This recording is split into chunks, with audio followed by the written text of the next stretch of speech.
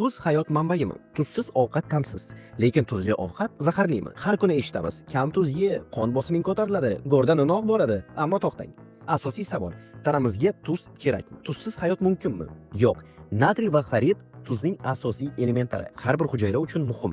Ular suv muvozanatini saqlaydi, miya signallarini o'tkazadi, mushak faoliyatini qo'llab-quvvatlaydi, qon bosimini tartibga soladi.